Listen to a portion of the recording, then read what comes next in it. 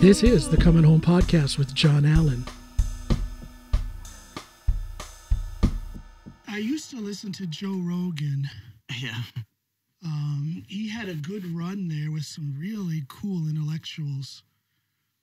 And I enjoyed that. But, yeah. Post-COVID is a different man. He sure has changed. He's become boxed into his prejudices, and he thinks the pandemic was just a big hoax. Well, yeah, I think that's the biggest turnoff about him, is he turned into this... I mean, he's always been a conspiracy theorist, but I got the feeling before that was a bit he was doing to be kind of funny. Or it's just, JFK, that's interesting, you know? It's just, I'm interested in this stuff. It's different to being like, man. But with COVID, when he got into this thing where it's a government plot to control us all, man. Yeah. You know, and all that kind of stuff. Okay, you know, I'm not going to fault anyone for having that in their list of beliefs. But when you have a platform like that, you've got a little bit of responsibility to kind of work your way through the BS. Yeah. Before you put it on the microphone for millions of people to watch.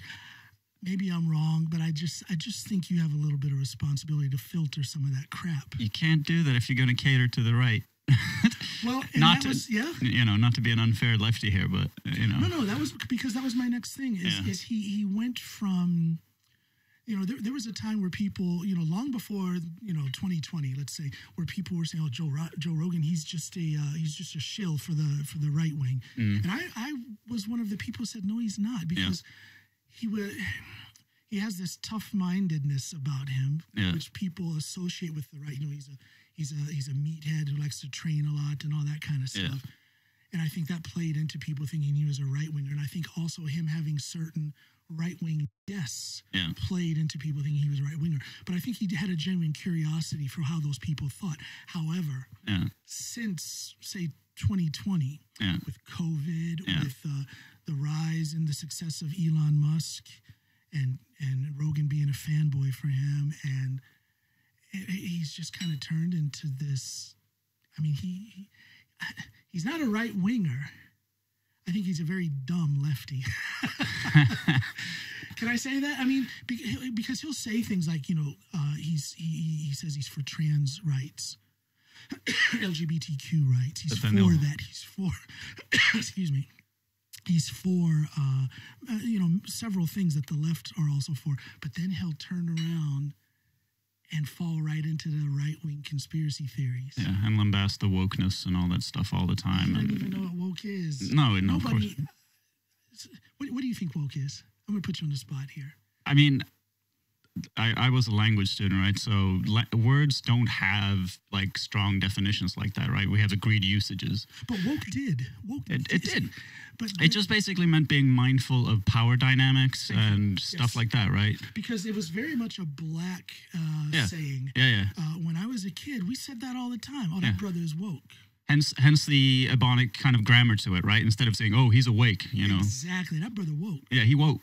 So, but now it's been a. I like that. Say it again. Let me turn up the blackness. Do that again. Turn up the black. Man, I've been hanging around Anthony too much, man. Oh, but he's blackety black. I'm just black. Anthony's African black. Okay, there's a difference. He's not African black. He's been around too much. He's not lived in Africa long enough to be that. He needs to get back and pick up a drum and see if he's still got it. Well, you know, are we on now? By the way, and I can say these things. Are we on now? By the way, I don't know. I love you, Anthony. I'm just joking. You know that. No, but you know, so Joe Rogan, he went down that pathway where I truly believe it was a bit, it was an act in the beginning. Yeah. Oh, I'm the conspiracy theorist. You know, he made money off of it. He got TV programs because of it. Yeah. What was it? Joe Rogan Knows Everything was a discovery show that he had. Oh, yeah. He was checking out different weird subcultures and conspiracies and stuff. And I think he just kind of got caught up in his little hubris, his little shtick. That, and the richer and the more powerful you get, the more distance you get, and the fewer people who want to step on your toes and stuff. Like, the only person who talks against him is, like, Bill Burr these days, right? And anybody else on the podcast. I love it when Bill gets on the show because Bill... You maniac! He won't take any shit from him. Yeah. Oh, Joe. Yeah. Why don't we talk about COVID instead of getting a doctor in here? I tell you, Joe Rogan and people like him need that. Oh, absolutely. They need a Bill Burr in their life to pull them back down. I'm not sure he's interested, though. I think he's smart enough to be playing to a market like Joe Rogan. Him, Candace Owens, all those people. Like Candace Owens, she used to be a lefty commentator, right? And then she realized there's more money on the right.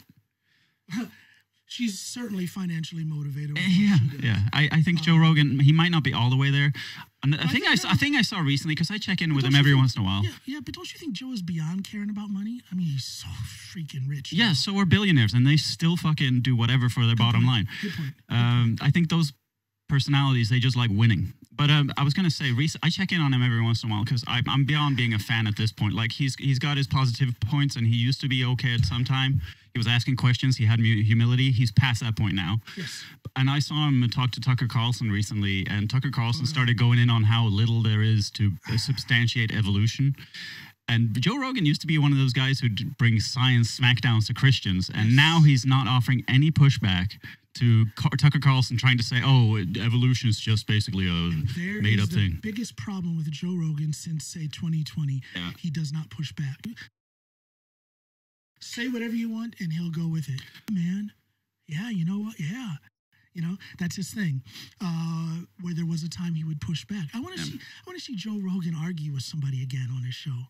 Some of the classic smackdowns he would do, verbal smackdowns, that he was good at, challenging people. Now you can go on that show and you can say up is down and right is left.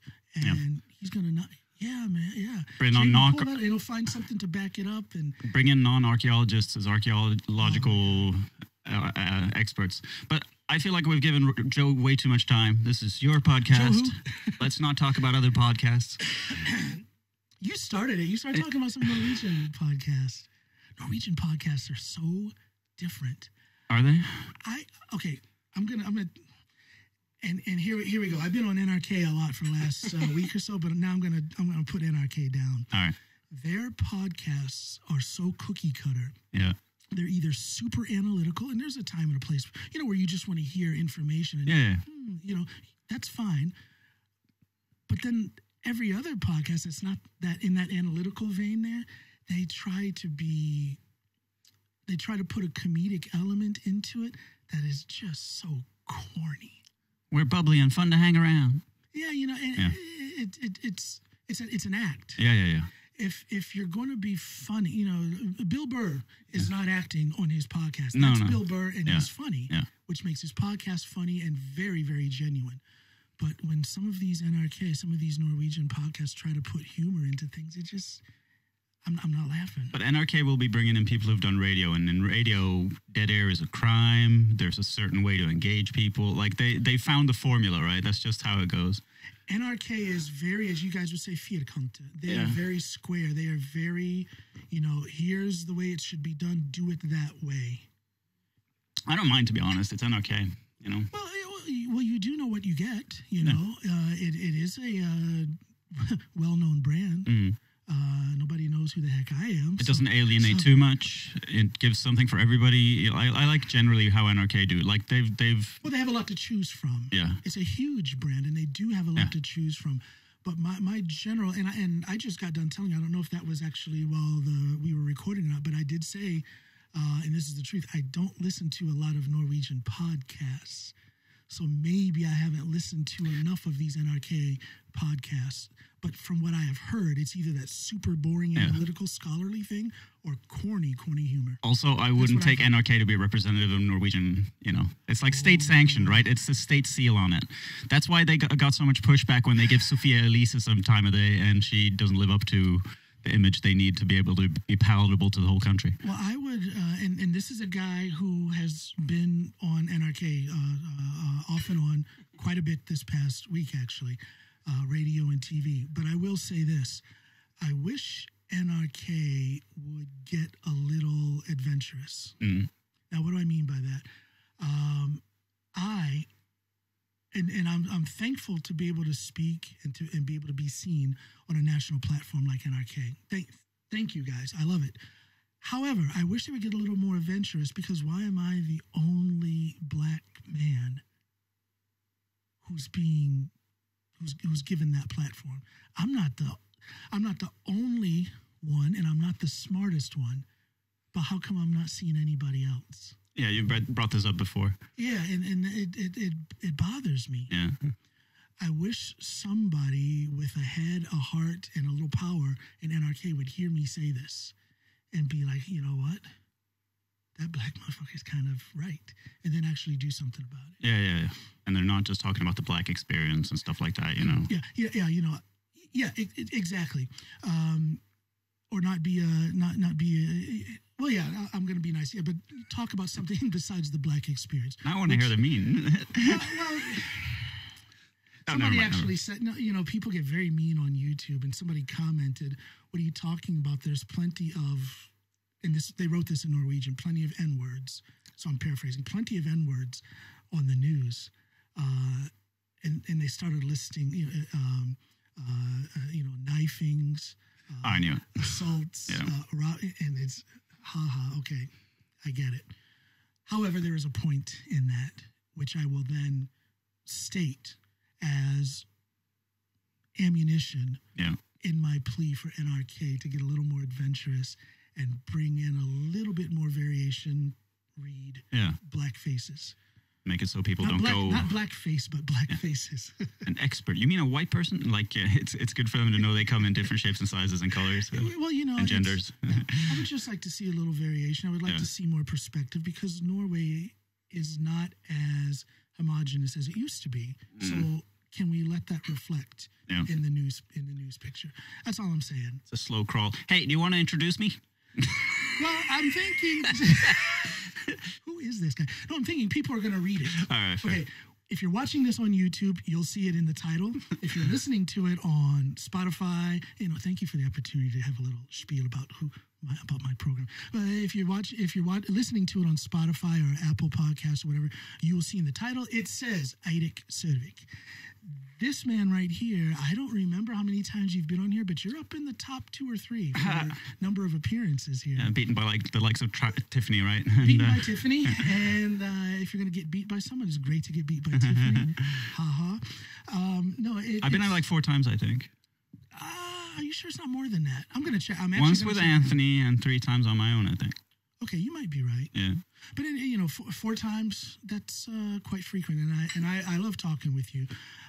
Again, people are going to read this wherever they're watching or listening, but Eirik Sørvik is a stand-up comedian and just all-around good guy. I love talking to you, man. That's why I'm in Drummond. Going to do a set tonight. You have grown. Can I say that? It's a cliche word, but you have grown so much with your stand-up. Oh, thanks. Just in the last couple of, the COVID pause notwithstanding, I just see so much growth in your stand-up. Last time you saw me, was I hosting or was I doing a set? Well, that's when I came to your show that you are the MC for at Vesper Bar. Stand-up, barcode stand-up is what we call it. Barcode stand-up. This young man invited me to go out there. I was the unexpected closer that evening.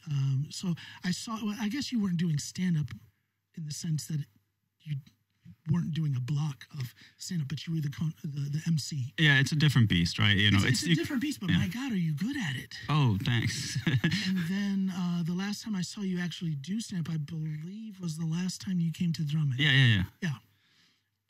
What's going on, man? How did you get so good so quick? I mean, you were never terrible. You were always good, but you've just your timing, your material. There's growth there. Well, what are you doing? I'm 5 years in. You're not copying me. I'm 5 years in, right? Like, there's plenty of people who've been in it 1 or 2 years who are doing better than me, who are more natural at it. So I have a hard time taking that compliment to me. Like, I feel like I should be at least this good at 5 years. Well, yeah. I don't take compliments so well. No. And, it's one of the few things I'm very Norwegian at. But I don't know what I do. the way I approach most things, I can't really do things in a too organized a way. Like I can't set up a day where it's like, today we're doing setups, today we're doing punchlines, today I'm trying to excavate this angle and this. I don't do a bunch of exercise and stuff like that. To me, it's a bit more lightning strikes. And then I think the writing part, that'll come, but I think the hardest thing to learn is probably just how to be on stage, how to put people at ease, how to do the pacing, how to... But don't you just do that? Don't you just get on stage? Yeah, sure, but you get better at it too, right? And I think it's like bashing your head against the wall. It's such a subtle thing. Nobody can tell you... But seriously, like there's you can't tell somebody here's what you should do to be a good stand-up comedian, because the energy and vibes you give off are different to the ones I give off. What works for you might not work for me, and vice versa. A crowd in Oslo is different than a crowd in Drummond. There's that, right? There's so many different. So it's kind of like you just have to kind of get your own feel for it. And yeah, I'm just bashing my head against the wall enough times that I might learn something after a while. Well, keep bashing. Yeah. I think you've come a long way, and it's not like I'm some sort of godfather of comedy. I'm just a dude, but from what I've seen, I just like the development that you have. It's inspiring. I was gone for a long time. Yeah. 3.5 years. Yeah. And then to come back into it and see you doing your thing and see that development, man, that's inspiring. I'm sure I'm not the only one that's noticing that. Yeah. Consistency is key, right? Like with anything. I think that's mainly it. Like I don't take time off. This is a month off I've had now because there's not a lot of spots to be had in Oslo right now. Yeah. And so... yeah, that's a long break for me. Like I usually don't go more than a week or two without a spot at most. It's been my last time was the 4th of July. Here in Drammen? Yeah, instead of celebrating Independence Day, I was doing stand up. Did you do any material about it? No, I did have a bit about the socio-political climate in America that I was going to do, but it didn't fit. I kind of went on a few tangents, which was actually I got some feedback from Jon Jarde, the big chief at Drammen Stand Up, or Stand Up Drammen, Godfather of Drammen Stand Up. I got some good feedback from him. He told me that was the best he's ever seen me. Oh, really? And it was good feedback to have because I went out on a limb with the material that I did. It was a lot of new stuff that new besides what I did at Vespa Bar. And my way of presenting it, I don't want to give away too much, but my way of presenting it was quite different as well. Another experiment. And it worked. Because Jon Jarde, as a godfather of comedy, he's not going to give a fake compliment. Like that. But you were talking about consistency, and before that I had done 4 shows in a month, and I've never done that before. So that consistency definitely pays off. You also have a long period of time where you've been on stage in different capacities too, right? And like I think that probably helps too. Like there's a guy called Galvan Mehdi, and he used to be like an NRK like radio dude, and came out and started doing stand-up in Oslo. And now he's a pretty biggish name in Oslo stand-up. And that happened pretty quickly. But the radio experience stood him in good stead, I think. Sure, it helps. Yeah. This helps me. Music helps me. Yeah. Being a little unstable helps. To where you just don't care if you mess up. Yeah. Do you care if you mess up? Do you care if you bomb and nobody's laughing? What does that do to you? Oh. You experience it? And we all experience that. That happens to everybody. It means I won't be listening to my set right away because I usually record them. And some of them, it's like, okay, that can gestate for 2 weeks in a... Let it simmer for... Yeah, I'm not looking at that right away. No, I have confidence issues to begin with, kind of. I've been working... You said that a lot. It really does not show. I'm glad. No, yeah, I'm good at covering it up. But...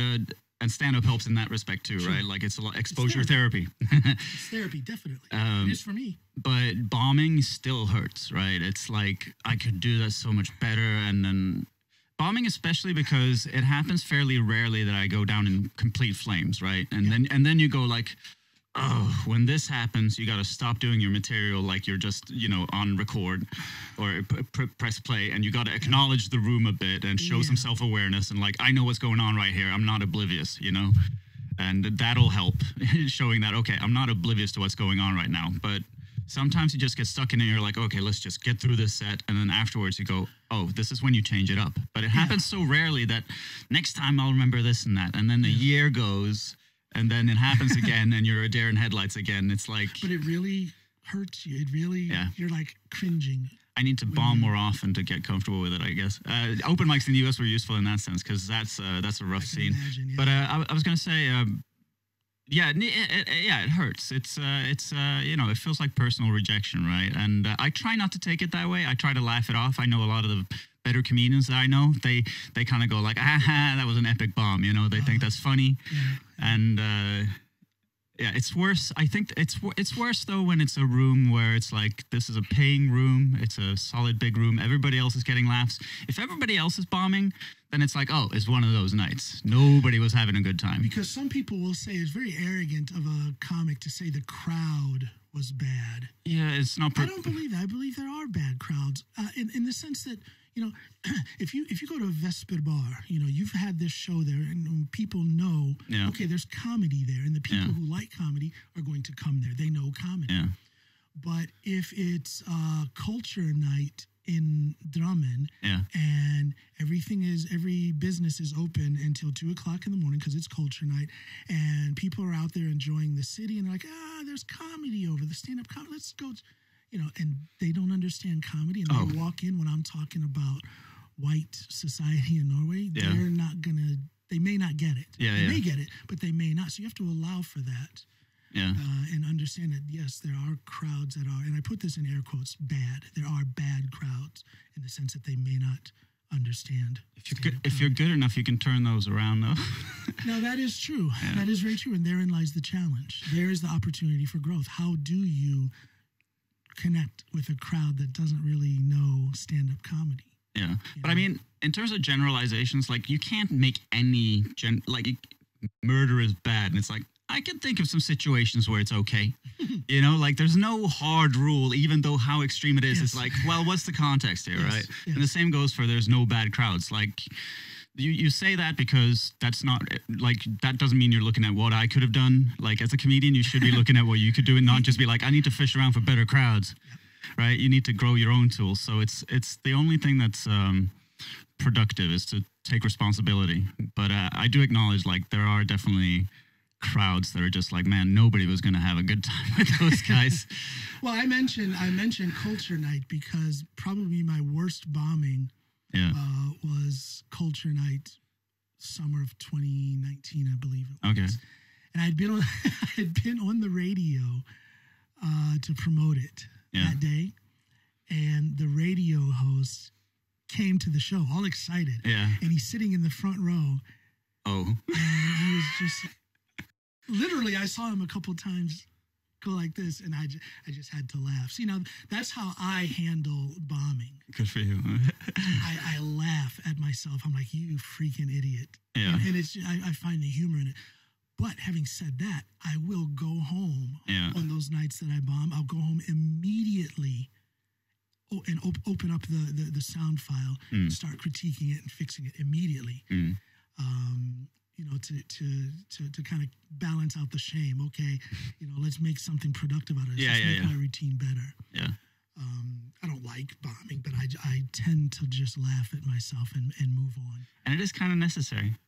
You got to bomb every once in a while, or at least struggle. Well, you say you have a problem with confidence, but wouldn't you agree that you've got to have crazy confidence to get on a mic to do stand-up comedy? In the first place? In the first place. No. Isn't there some duality? No? I don't think so. Really? I think, well, no. I think I don't know. Maybe you have to have a certain level of belief in yourself. I think you have to have a ton of belief, an almost guaranteed thought of success in order to get on that mic and do stand-up. Well, there has to be some delusion in the picture, right? Like you judge yourself way less harshly in the beginning, right? Well, confidence very often is delusional. Yeah.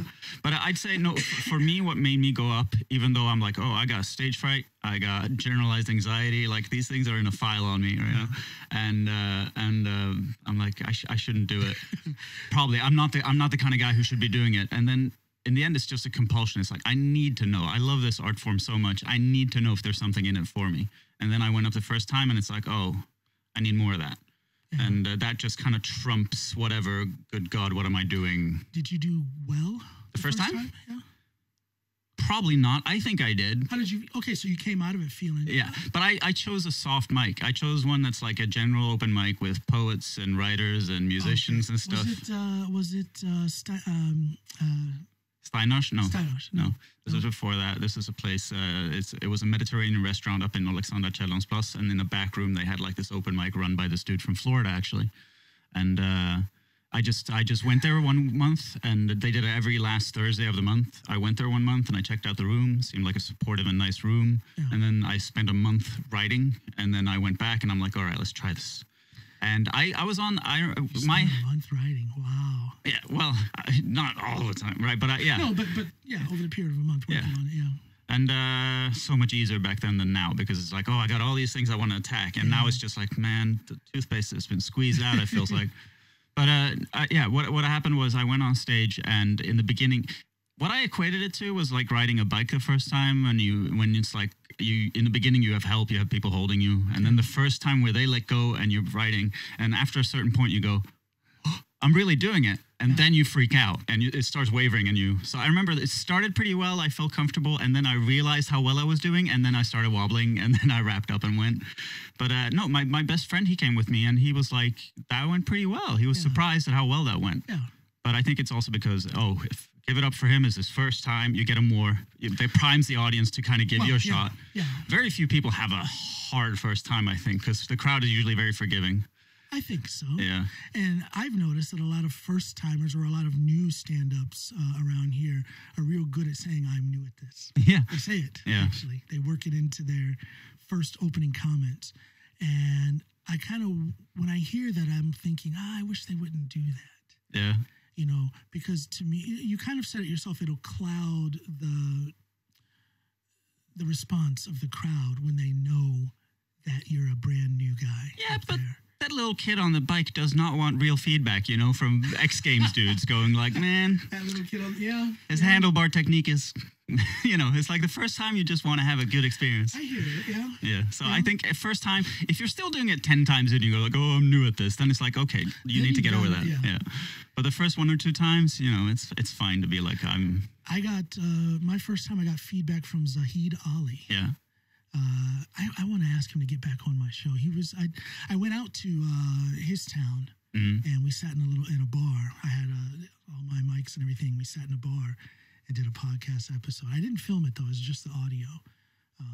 But the first time I did stand up, he gave me some very positive feedback that really pushed me, because it was kind of just when I did it, I'm like, okay, I'm going to do this, and then I had no plans of continuing. It was kind of a one-off. Oh yeah. But when I got that feedback from Zahid, I'm like, okay, I'm gonna stick with this. Yeah. And I did. I think it was 3 or 4 days later, I did another evening.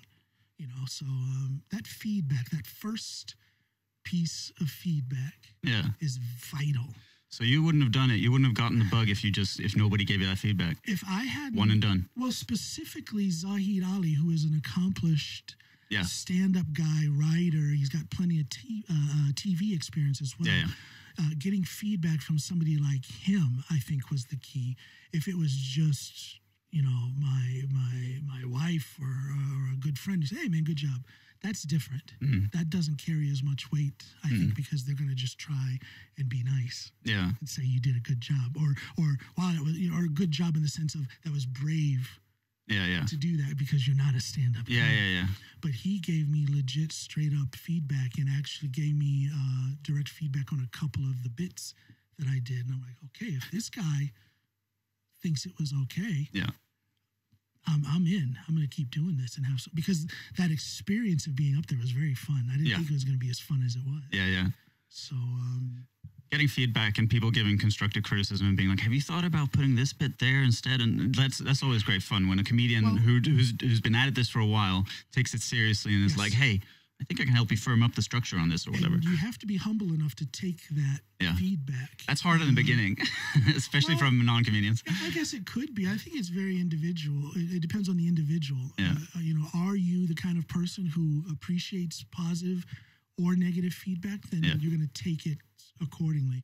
But if you're a very insecure person who feels that negative feedback, or being told that you did something a little bit less than perfectly, if that's you're the kind of person who gets defensive about that, then I don't think stand-up is going to be very. No, that's true. Very good for you. You need to be able to have a honest freaking look at stuff. But are Norwegian comics good at giving each other feedback? Probably not. Non-confrontational, and it's a culture thing. Depends on where you are too. Like Oslo's not the most tight-knit community as far as comics go. It's more. Yeah, you got little bands here and there. I was going to say, it's very broken up into cliques. Yeah, exactly. You go to Bergen, it's like, oh, this is the Bergen scene, and we're a big cohesive family. And in Oslo, it's a bit more like, oh, there's a king on this hill, and there's a king on that hill. Yeah. And he's got his loyalists, and Talking about King on the Hill, Steinar Daltveit. Yeah. Is he... I haven't heard anything about his show. Is he won't... dead? What's up? It's Dodo dead. He is in the Middle East somewhere. Dodo in the Middle East? Yeah. Kidnapped or? Qatar, or I don't know. Somewhere in one of those oil states working. Doing what? It's hard to say. Man won't message me back. Like, I asked him a few times. Yeah. Well, what am I talking about? Steinar ain't watching this. He's watching. Okay, he's working in the Middle East. Does he have some kind of engineering job? How would I? He's not answering me, John. Maybe he is kidnapped. No, I think he seems to be happy enough from the posts I see. But the few times I've asked him back, like, "Hey, are you coming back to Oslo, man? People are missing you. Are you going to set up a show again?" And he's just never responded. So I guess that's out of his mind right now. I'm surprised nobody kind of picked up the pieces and kept that show going. It was pretty doggone popular. Yeah, and he was enjoying himself, and I loved him as a figure. He was so supportive and nice, and is he still married to that American wife? Yeah. No, if that goes to pieces, I'm sure he'll be back in the circuit.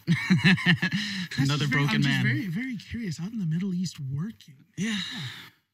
And we need to find out. Maybe there's a tragedy in there that needs to be told. Yeah, no, I'm going to try not to judge Steinar. I don't know the ins and outs of it. But, he seems to have... He's not looking to get back into the Oslo scene, that's for sure. I don't know. Maybe he's regaling Arabs, Hey, more power to him. If you're out in the Middle East working, it probably involves a lot of money. Yeah. And good for him. Yeah. Good for him. I do miss his show, though. Yeah. I do miss his show. Yeah, same. Even though the locale was terrible, like it wasn't formed for comedy at all.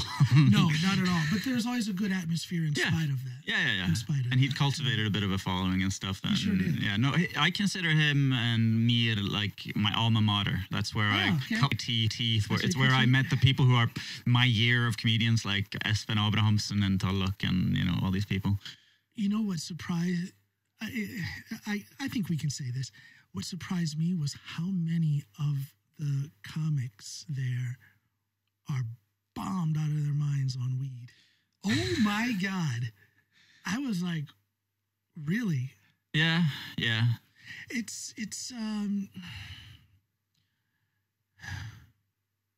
I'm not going to talk bad about weed. I don't smoke it. It's against the law. How do you consume it? Oh, okay. I boil it in a tea. No, I don't smoke weed. If you were pressed on whether or not you're for or against the legalization of weed, what would you say? Oh, that's easy. I'm for. You're for the legalization of it. Yeah, regulation of it. It's like I view it. Tax it. Have solid information campaigns.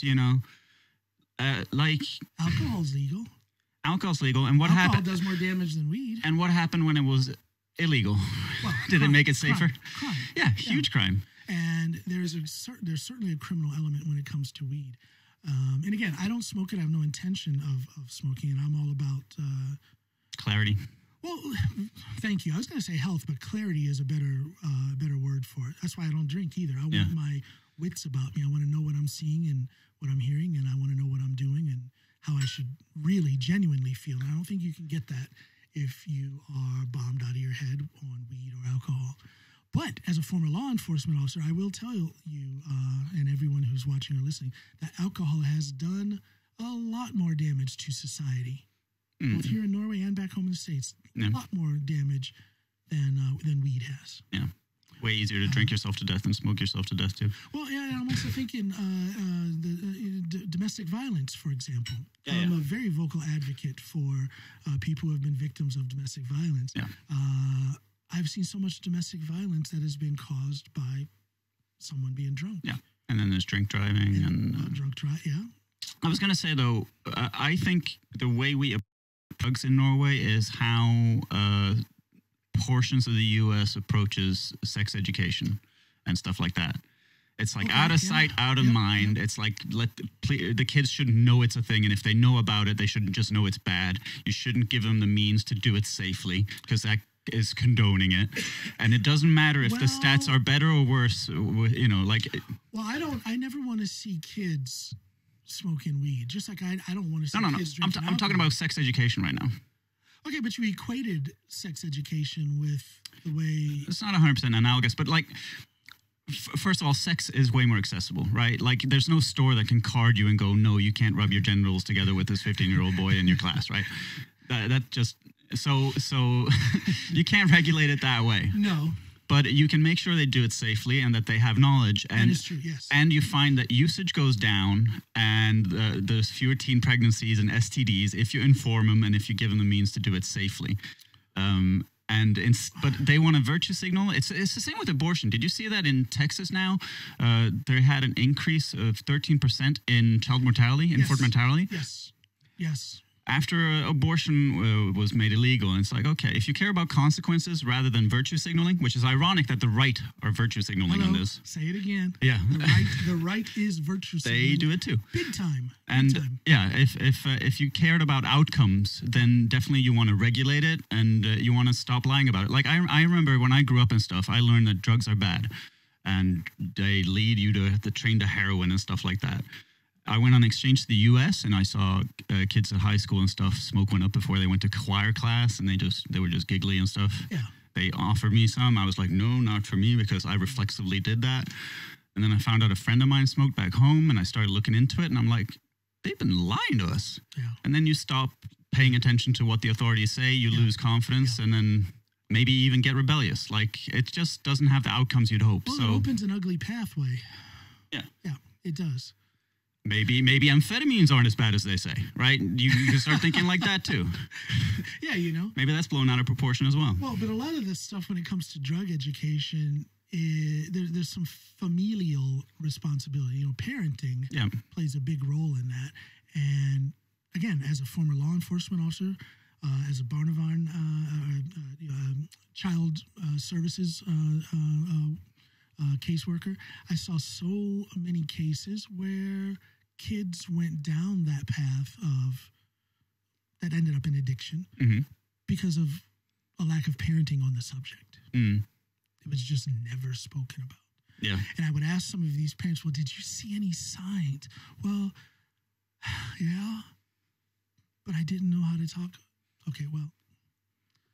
So to me, it's an awareness thing. Parents have to be spoken with and spoken to about these things, because if their parents didn't speak with them or to them about these things, they don't have that education. So where are they going to get that education from? Yeah.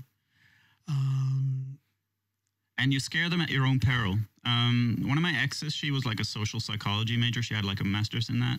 And she said that science shows, for example, in the U.S., and I know that driver's ed in certain states, they have like, oh, here's pictures of what happens at a road accident. And you see all these bits and limbs around and stuff like that. And what happens is that kids go, that's super extreme. I've never even heard of somebody being in a collision like that. That doesn't happen to me. That's an outlier. Same with the smoking thing. It's like, like don't. If you show the extremes and stuff, what people do is they go like, that doesn't apply to me. That's. Well, you should show the extremes so that people know the ultimate consequence, but you should also filter it down a little bit to things that are more relatable, more actual, more likely. And not just use that scared straight sort of thing, because that does not work. That does not work in most cases. But just thinking about, where are parents going to get the education? In other words, how are parents to be told that they need to talk with their kids about this? To me, it's like, of course I should talk to my kids about this. I've done that. Yeah. But there are so many parents who it just doesn't come across their mind. Maybe they go like this, it's the school's responsibility. Well, that's exactly what it is. They think it's someone else's responsibility. But my question is, and this may not be answerable, how do we educate parents to where they actually have these conversations? I think it needs to be done. But how do we do that? Next generation of parents won't be as, naively confident that, alcohol is one thing, but other drugs, they're their own category. Like, they're all substances, right? They are. Like narcotica, the narcotics distinction in Norway, that's a purely legal distinction. It's not a medical distinction. Exactly. At all. If you wanted to make them medical distinctions and stuff like that, GHB is closer to alcohol than it is to weed or whatever else. Yeah. So, yeah, I think we're getting a new generation of people who, realize it's not as bad as that. And they'll be able to tell their kids, like, hey, your brain is still mushy up till you're like 23 or something. Yeah. And you can do some bad stuff to it if you start becoming a stoner at a younger age, You say up until you're 23. I tell you, it's just very interesting. I've been thinking about this a lot. I'm 55 now. Yeah. And I think I'm pretty solid with the way I live and the way I think. Yeah. And going back, rewinding, I think about decisions or ways of thinking in my early to mid 30s, and I look at it now like I really was not that wise. Yeah. In certain aspects. So it's all relative, and it's a constantly sliding scale about when it comes to mental maturity. Yeah. How old are you? You haven't pushed 40 yet. I turned 39 in May. 39, yeah. So I'm getting up there. But I know exactly what you're talking about. Like, I imagine that 10 years from now, I might be like, man, I thought I'd gotten over an intellectual hump. Guaranteed. But I think that's a positive sign. It's a good sign that you're still learning. Yeah. When you close your mind off to learning, and a lot of people do that way too early. Yeah. And it shows. Yeah. It shows with their level of happiness. It shows with their level of success. Yeah. Careers and whatnot. You've got to keep your mind open. You will never know everything. That's also how you stay flexible and don't become one of those guys who go like, oh, these new developments in society are scary, and start closing yourself off. And you can't do that. You lose out on a lot of new information that and you're allowed to filter it away. If you think it's BS, great, but be open for it, because some of that stuff you might want to incorporate into your day-to-day life. That's the attitude I have. Yeah. I try to stay open to everything. That's why I love talking about politics. Good times for you right now, huh? Was that why you were brought into NRK, I'm guessing? Well, yeah. And the thing is I don't. It actually was kind of. Let me talk about this for a minute. NRK called me to talk about the socio-political climate in the USA. So in the last couple of weeks, I've had four appearances. Combination of TV and radio with NRK, and I love doing that. But it was kind of bad timing. This episode, I'll have this out tomorrow. JohnAllenPod.com, JohnAllenPod.com. And from there, you'll see where you can get links to watch it on YouTube or listen to it on Spotify, Google Podcasts, Apple Podcasts, all that stuff. But it will be out tomorrow. But I'm doing this, and I did a podcast episode 2 days ago for the first time in like 8 or 9 months.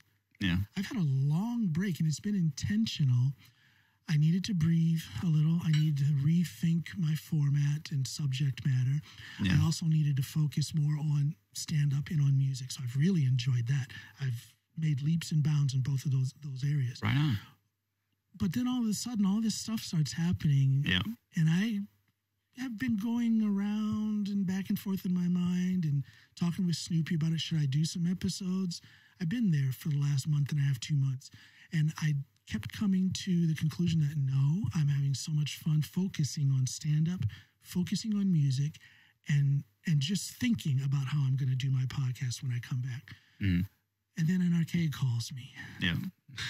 And I've gotten a ton of attention just in the last week. Yeah. And it's kind of forced me. Now, I'm so glad you're here. And we're not talking about politics here. I'm glad you're here. We're talking about life and comedy and things like that. However, I have started my podcast kind of against my will because of the attention I've been getting this past week. It's an opportunity to hopefully get more eyes and ears on the work that I do. And I don't say that in some conniving sense. Oh, I'm going to get more. No, I feel the need that I need to capitalize on this attention. And I think anyone who does any kind of media, be it a podcast, or if you have a radio show, or if you're an actor, actress, if you're a stand-up, and then all of a sudden you're getting attention on you for something that's a little bit outside what you want to focus on, it tends to have an influence on how you do things. Nudge them towards your bread and butter. Absolutely. So this attention from NRK has nudged me into this position where I am actually kicking up my podcast again. And I'm having fun. It was great sitting here with you. It is great sitting here with you. It was great to have that other episode, but it's just rather unexpected. I'm still trying to just work this out in my head. Yeah. I don't feel like I'm a sellout. I just feel like I'm doing my podcast before I wanted to do it. Do you know what I mean? Yeah. But, that's one consideration. Like, it would be... you don't get far in life if you just consider your own thing, right? Like it should be a negotiation, like circumstance and your own ideals and. Well, you have to be flexible. Yeah. And right now I'm doing the splits. That's how flexible. So you have to be flexible. You have to see opportunity when it comes. Yeah. I do have a desire to have as many eyes and ears on my podcast as possible. I do have a desire to have as many eyes and ears on my stand-up and my music as possible. So maybe I need to bring this podcast back into the fold. Yeah. Back into the daily, weekly, monthly routine. Did you plug yourself on NRK? They actually did, and I have to say this also. It's very flattering. I don't call NRK. NRK calls me, and they call me for a combination of things. Because of past appearances on radio and TV where I've done well. They call me because of my podcast. They plugged my podcast. They mentioned it. I didn't have to. They mentioned it on their national platform. 3 times in the last week. And it's because they are mentioning my podcast on a national platform. And they are calling me in to do this, talk on a microphone. This is why I have rebooted my podcast. So I'm just taking advantage of the opportunity. Like I say, people are so mean. Somebody wrote a comment on YouTube saying I'm a sellout.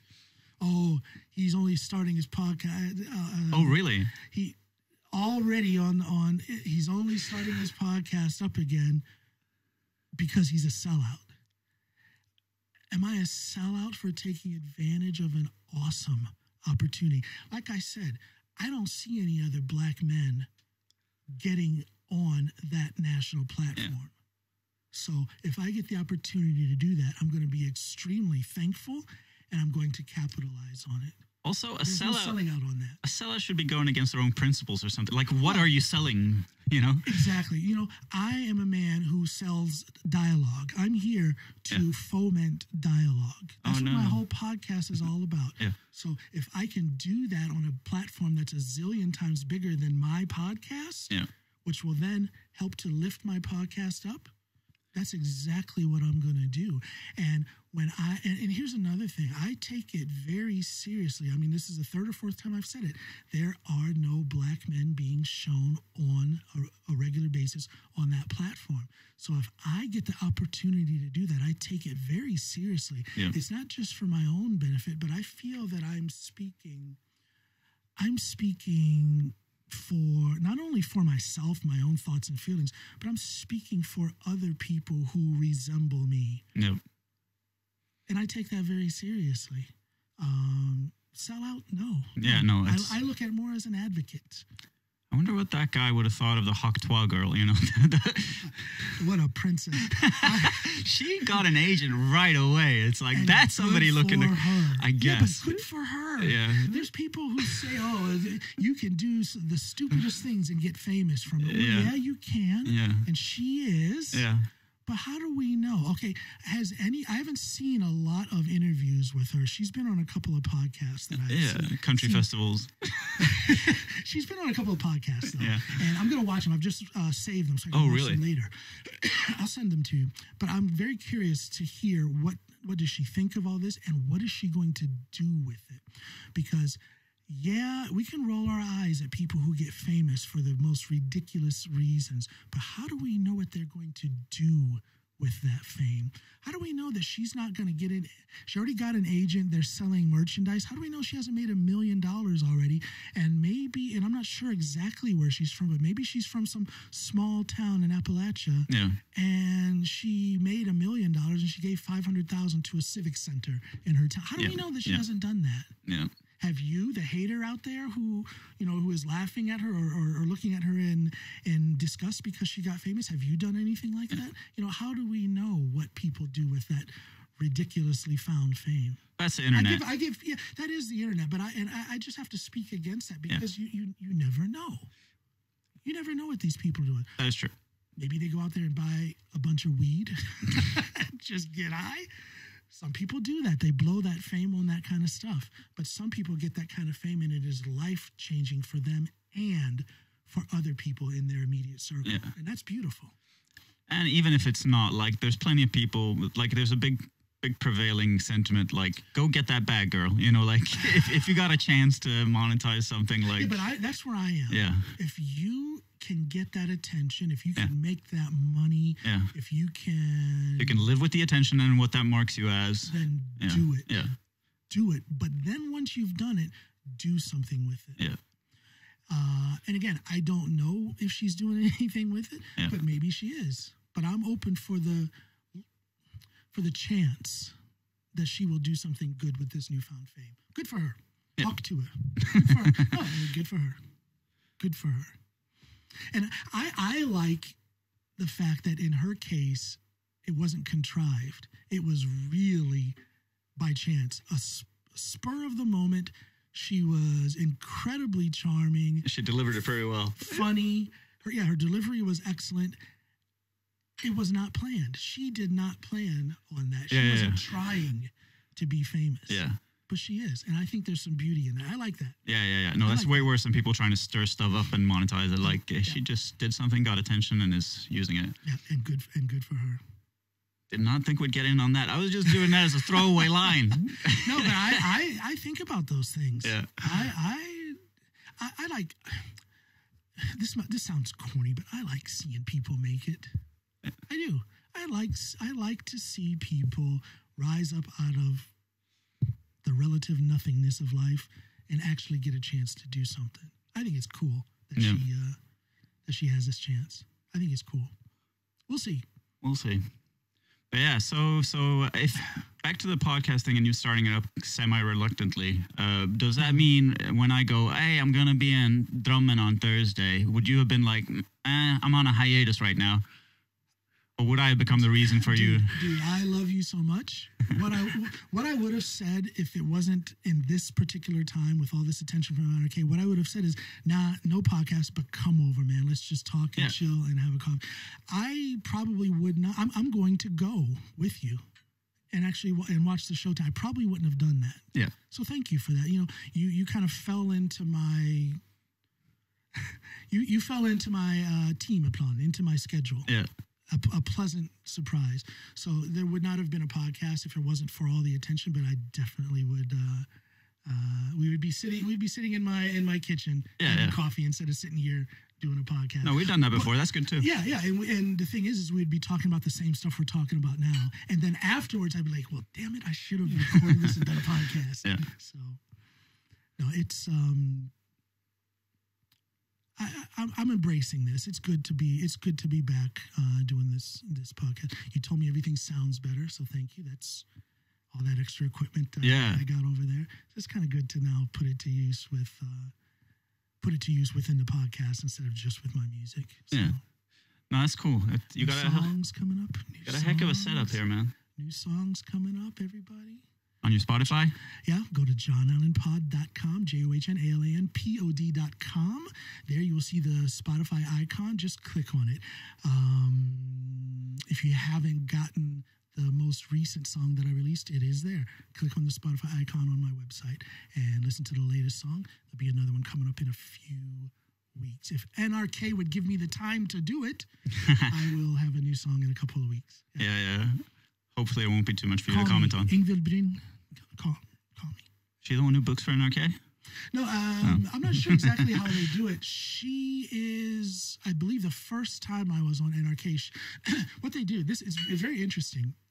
If they're going to have you on, or if they're going to have, when they've wanted to have me on anyway, someone will call me, ask me if I'm available to talk about this, that, or the other.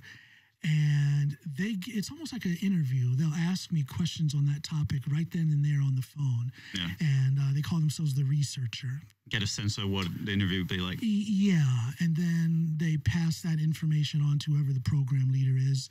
And they kind of set up the questions or the conversation. But the first time I did that, it was Ingvild Bryn, some called, and it was so odd. I recognized her voice. I think she's got such a beautiful voice. I love that dialect. I don't know who she is, to be honest. Is she like a presenter or something, or does she have like a profile on the TV, I guess? Or Ingvild Bryn is the Barbara Walters of Norwegian news. Oh, snap. Ingvild Bryn. Look her up. Beautiful, beautiful accent. She's from Voss. Voss, oh, okay. Oh, her, I know her. NRK1 on Dagsrevyen, the evening primetime. Yeah, no, I recognize her now. Yeah. Very, very kind-hearted lady. I really look up to her. I love her journalistic sense. And I just love that dialect. I told Snoopy, because Snoopy told me years ago, she said, I don't know how we got on this subject, but Snoopy said if this is years ago, we weren't even married yet. She said if Snoopy and I were sitting in a restaurant, and Tom Cruise was at a table across the way, and if Tom Cruise was like looking at her and flirting, and he went like that and said, "Hey, come here," she said she would get up and go over there and have dinner with Tom Cruise. Yeah. So see ya. So I said just a few years ago, I said, well, you know what? Ingvild Bryn. If Ingvild Bryn, so I said Ingvild Bryn is my Tom Cruise. I thought that was like a slam. It's like I wouldn't even need a big celebrity, an NRK correspondent, and I'd say bye.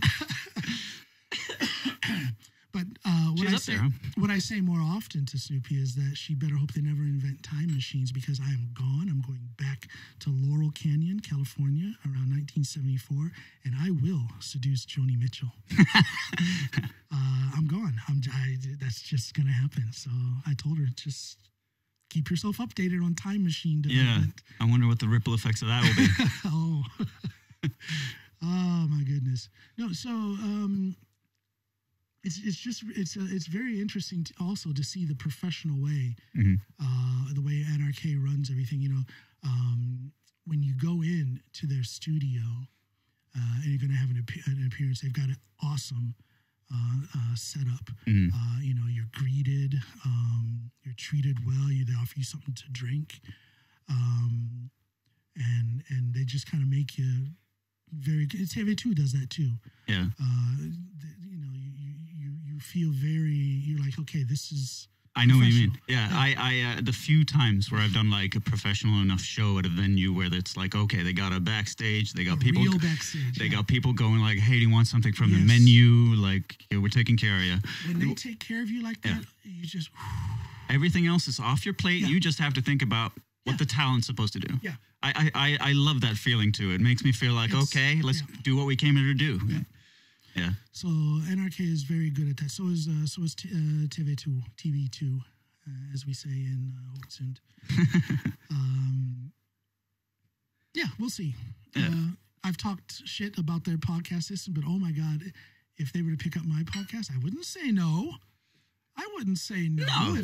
If NRK asked me to, we of course focus on the Norwegian language with all of our work, but we would love to have an English language podcast. I wouldn't say no. You come in and blow their mind with both laughs and facts. Thank you. That is exactly what I would do. Ingvild, call me. I take 10% of his appearances. I guess I would need a manager. Hey, we got like 10 minutes and we're going to leave here and go do some stand-up. Is there anything you want to promote? Any last words, if you will, before you face the firing squad at the Culture House here in Drummond? No, I mean, no, not really. Nothing going on, really. Somebody wants to book me for something. Like, I need gigs, Give this dude a corporate gig. You ever done a corporate gig? Yeah, I did one this summer, actually. Did you? Where? For who?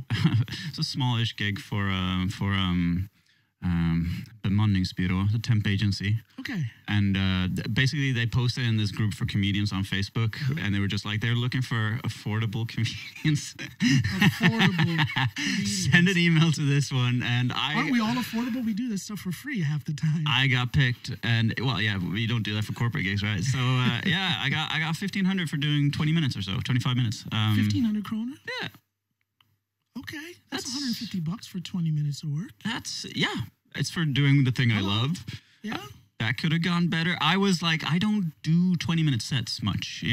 15 might be the top of where I go. And the longer it gets, the more focus it requires and the easier it is to forget stuff, the more you need to structure it properly. So I spent a lot of time trying to flesh out stuff. So I got enough to cover that time. And then I forgot my best joke. I even did there's a joke that's kind of lackluster, but sets up a callback that I do on my best joke, and I did the lackluster joke to set up the callback, and then I didn't get the resolve from actually doing that joke. I was kicking myself when I got home, and I'm like, man, they could have remembered me so much more fondly. I do that every time. There's always something I forget, and it's always the best thing I should have said. Yeah, I forget it. That doesn't happen as much. Again, it's another thing that you get with consistency, right? True. Like Very true. In the beginning, it's like, Very true. every time you put in a new thing, you forget a tag. I forget less and less, but I still forget every time when I'm up there. So yeah, I did that. I've done 15 minutes. You said? Yeah, I 20? did 20, 25. I forget which one it was. 1,500 kroner. That's $150. That's a good payday. Yeah. I've done the 6th time I went on stage, 7th time, 6th time. It was a paid gig. That was just somebody taking a chance on being like, we want some entertainment during lunch at this capital investment business down at Barcodes. Okay. So that's like a hell of a place to go for your first paid gig. Yeah. She was like, how much do you charge? And she wanted 30 minutes. And where would I get that from? But back then, word economy is worse. Like, I don't know how to whittle stuff down. I don't realize just how long it is between punches and stuff like that. So I thought I had way more minutes than I did. And even then, I had like 25 minutes or something, I think. And then I wound up doing it in 18 minutes because I was stressed. I did it faster and la la. And but yeah, that was a pretty good time actually. I got paid for that too. And outside of that, I did one for an agency that hired. Basically, they get influencers and stuff and try to tie them to commercial projects and stuff like that. Yeah. And so I did a gig for a place called Inspire. That was like 11 people. And one of the funnest gigs I've had because they were all just 11 people drunk on a couch, sitting on a couch. It's like you're in the living room or something. Yeah. And they'd been having fun all night. They know each other well. They had a good group dynamic, and they were just the best crowd ever I've had. That's interesting. Yeah. As for me, I tend to do best. The bigger the crowd, the better I do. Same usually, but well, but some of us want that small crowd because that stage fright. They feel less intimidated by a smaller crowd. I've heard people say that. To me, it depends on how up for it they are. If they're sitting there and going like, okay, what do you got for us? Yeah. But if they're like 4 or 5 people who go like, oh yeah, the comedy's about to start. Yeah. But I think the key then is to not like, put a quarter in and let's go through the set. Like you got to acknowledge them and be like, okay, I'm talking directly to you guys. I'm not scanning a room and pretending like I'm talking to a big crowd, but not really connecting directly with anybody. So somebody sees this podcast and they call me up because Eirik does not have his own website. No, I got a Facebook fan page and stuff like that. Okay. Yeah. Just your name, Eirik. Eirik Sørvik. Eirik Sørvik. Look him up on Facebook. Okay, so they look you up on Facebook. They want to hire you to do a corporate gig. Yeah. And they say, we need a half hour. Yeah. Could you do it? Oh, yeah. I think so. How much of that would be, how much of that is solid? Like I have a solid 20 minutes now. Now I could do 35, 40 minutes. But it would be guesswork. See, I've been at this for 5 years consistently. I don't have 30 minutes of solid. No. What do you have? How much do you have solid? Solid. I don't know. It's probably not that much. 20? Yeah, 20 if I guesswork, you got this. If I know 100%, I would say I can do a 15-minute set that I think is cohesive, that has a good flow to it, and where I got them going for the most part. It might be some little lulls here and there because it depends on the crowd. Some jokes might not hit them as much, Yeah, 15 minutes that I would feel is solid, and where people don't go like, man, that guy was shaky anyway. Somebody comes to you and says, hey, we like your stuff. Yeah. We are a film/production company. Yeah. We want to film 45-minute solo special with you, and we want to do it in 6 months. Ooh. Could you do that? You know what? Actually, I found that like situations like that tend to be good pressure. I've realized in adult years that I have ADD or something, because I need time pressures and situations to kind of force me to do my best. Yeah. If I don't have any constraints, then it all just... So 45-minute filmed special in 6 months. Yeah. You can do that. I would definitely not turn that down. I can't say 100% like, oh yeah, I'll crush that. But you would get a yes from me. I would, they want to film it. It's going to be my first special. I guess I would have to start sitting down and outlining like, okay, how do I make the introduction of this is me? How do I talk about myself, where I'm coming from, what shaped me? Because the first special should be something that lets people get to know you a bit, right? Yeah, you would think, yeah. And then I would probably just figure out like, okay, let's say maybe 3 blocks of 15, this subject matter, this subject matter, this subject matter, maybe time together and stuff like that. Yeah. And then I would just have to sit down and start working at that. But this is the thing, when you start doing comedy, you get like 5, 10, if you're lucky, like 12-minute spots. And it's a totally different thing to write a set like that and to have in 45 minutes, you can't be bang, bang, bang, bang, bang all the way. You have to put in little breathers. Absolutely. That chunk is over now. We're going to start from scratch and build up tension again. That requires a totally different work set. You have to write in a different way. Now, when it comes to writing, do you actually sit and write it out on pen and paper, or do you actively write by getting on the mic and doing 5-10 minutes here and there? Yeah, usually that way. I'll have a joke or something that's funny in my head, and I'll be like, okay, that's the general gist of it. Let's take it on stage and see how it feels, how it comes out of me.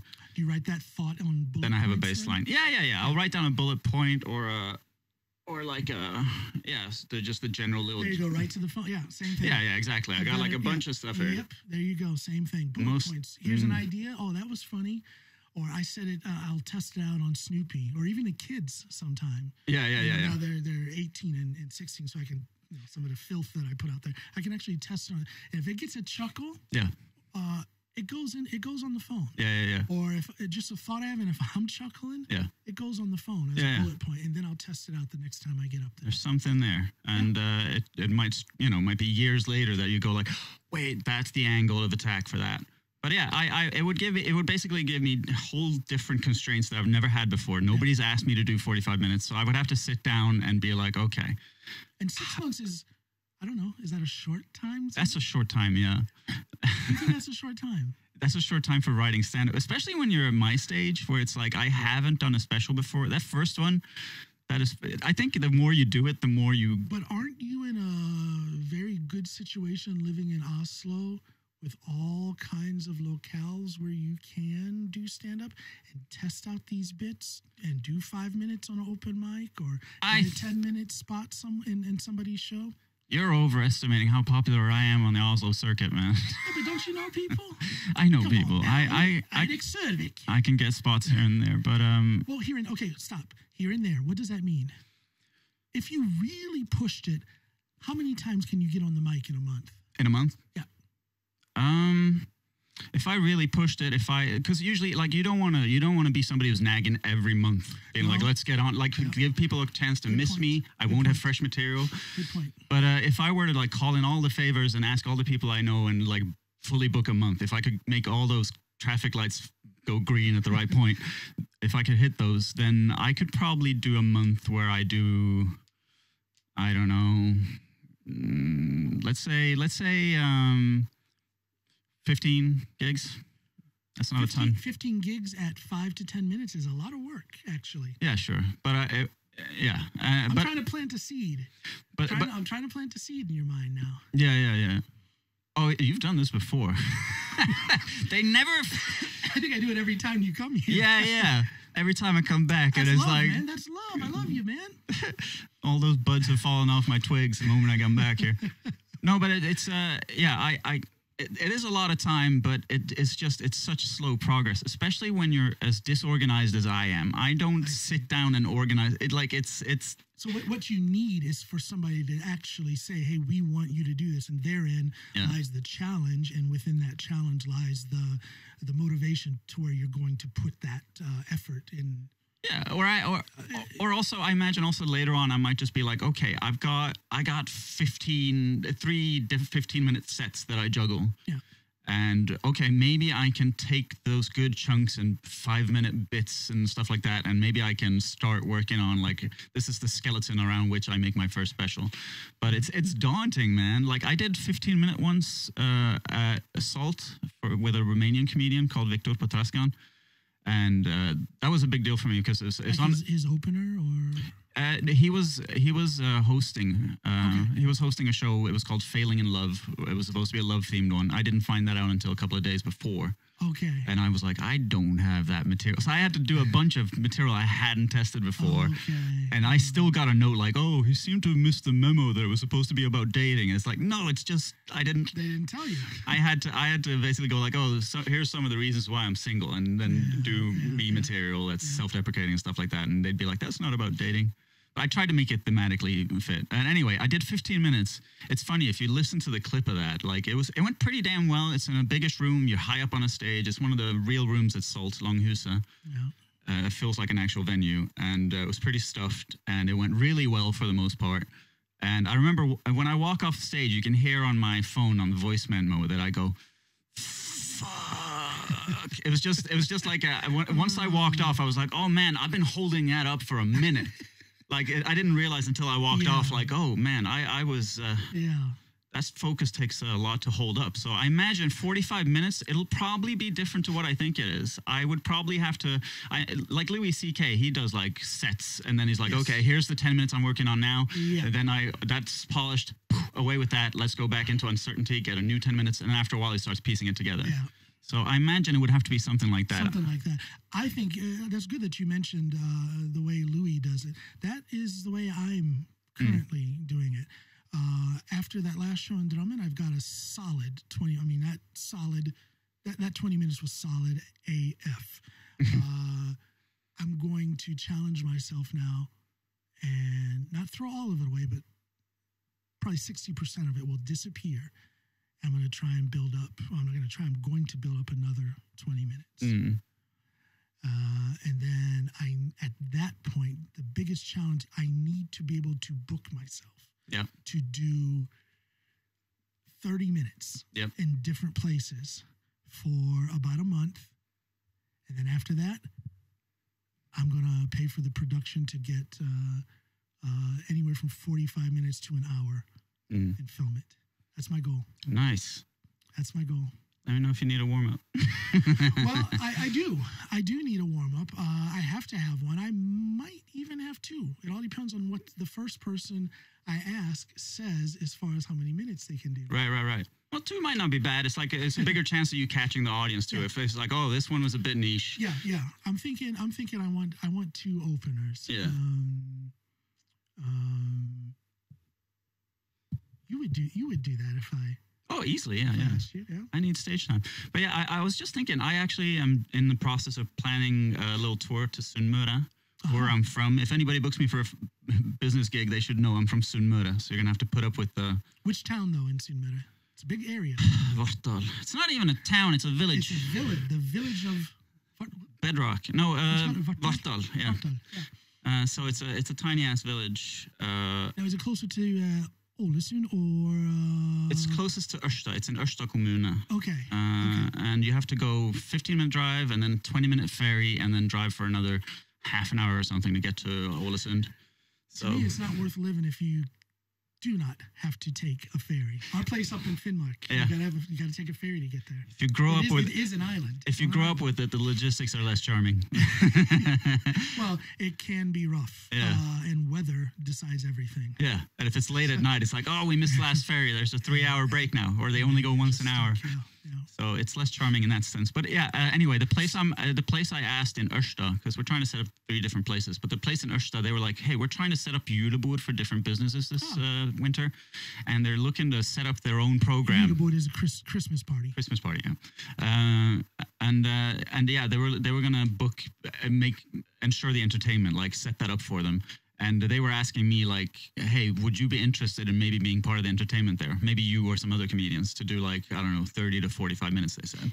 Yeah. And I was like, it costs money to get us up and down again, and then it's got to be worth our while a bit. But now I'm wondering, maybe I should just, like, cover my ticket and then a little bit more. I get to go home to visit my family, I get stage time, and maybe I get those constraints to make me right. But at the same time... How much stage time? How long? 30 to 45 minutes they wanted. Okay. So... 30 minutes I imagine I could do, especially if they tell me what business they are, and I can sort of do some research, maybe do some jokes that go into that. So it fit that I asked you.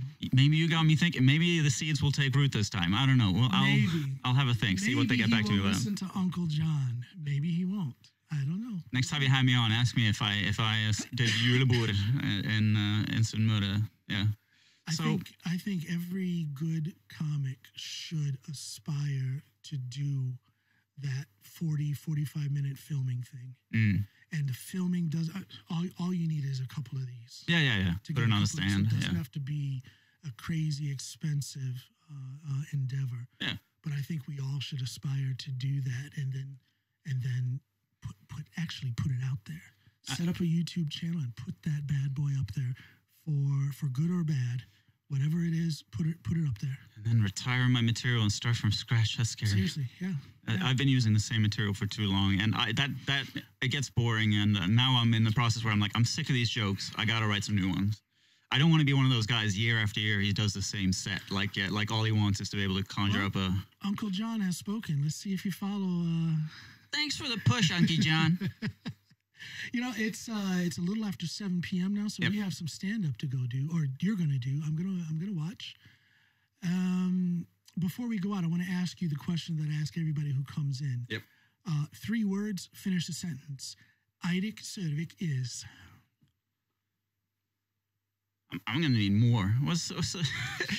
What? Describe me as a person? I didn't say that. I said 3 words, and you finish the sentence. Eirik Sørvik is.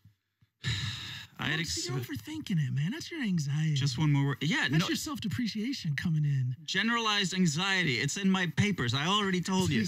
All right, let's see. Eirik Sørvik is just one word. Eirik Sørvik is incapable of listening to instructions. I was going to say Eirik Sørvik is at a crossroads. 3 words. Okay, there you go. Yeah, 3 words and you finish the sentence. Say it again. Eirik Sørvik is at a crossroads. At a crossroads. Yeah. See? Now there you go. I've been finishing up my certification for a child youth worker, because I've been doing that with just experience without actual formal qualifications and stuff. So hopefully a little bit of your stand-up subject matter is in that. Yeah, I don't want kids, so I'm really thankful about working with kids and being able to get those kids say the darnest things jokes, for free. That is an honorable line of work. Yeah. So much of what I've done my entire work life has been focused on mentoring or helping or supporting kids. It's an honorable line of work. Yeah, no, I've realized that's where I'm going to be, at least until I, at some point, hopefully maybe crack stand-up to the point that I can make that a living. Okay. That's some way off still. But yeah, I'm at a crossroads where it's like, okay, I got to take that seriously, get what credentials I can and boost my situation. And also with stand-up and stuff, like I'm trying to book this tour and stuff like that. It's like, also my best friend in comedy, Anthony moved back to Malawi. Oh, Anthony, I was going to say, I'm still here. Yeah, I don't see you often enough. No, I did hear about that. Yeah, I think you told me a couple months ago he was going to be moving back. Yeah. He was looking at it then, and now it's done. Family stuff? It's a confluence of events. Okay, it's not my place to say. Yeah. But anyway. God bless you, Anthony. I love that guy. If he's watching, he'll be back. You and good luck. He'll be back visiting at least, hopefully. Good, but I was just going to say that, he's gone. So now I don't have this one person who's like, I can visit and be like, okay, I'm still engaged in stand-up. Okay. Now I have to actually seek out my peers, hang out with them. Yesterday I went to a cafe with a buddy, Mohammed Bossafad, cremen from Yemen, the cream from Yemen, and we had a little writing and talking session, stuff like that, awesome. And it's good. It's I'm in a situation where I'm being forced to kind of spread out a bit, and I think it's going to be good for me. Good. We're all about growth here. Yeah. You know, new situations, scary. At the tender age of 39. And it brings a challenge, but it also brings growth. Yeah. I love that aspect of life. Yeah. Growing, finding that little source of conflict, that little piece of, and by conflict, I mean that little challenge in life. Yeah. That you meet it head on, challenge yourself and move on and grow from it. Yeah. That's what you're doing now when it comes to stand-up. I'm trying. Yeah. It's, Well, you want to go do some stand-up now? I want to go figure out what the heck I'm going to say. I got a couple of jokes I haven't fleshed out yet. So, yeah, I should go prep. Yeah. It's been good being here, though. It's nice. It's been good having you here. Remember, everybody, go to johnalanpod.com, JOHNALANPOD.com. I want you to send me emails. There's a contact form there. Send me an email. Tell me what you think of the show. Love it, hate it. Suggestions on guests or on material, write it all down, put it in there. Remember this guy, Eirik Sørvik. Check him out. He's got a excellent page on Instagram, and you also have your artist page on Facebook, which is Eirik Sørvik. Yeah. Check the spelling of that in the description of this episode. Also, check out my upcoming music. And I am back. The podcast is up and running thanks to NRK, thanks to Eirik. This has been fun. I forgot how fun it is to sit and talk with good people. So this is inspiration for me to just continue. I'm back. Thank you. Glad you're back at it. Thank you all for being here. Remember, there's a lot of beauty out there in the world. Go out there and love and be loved and enjoy the process. Goodbye.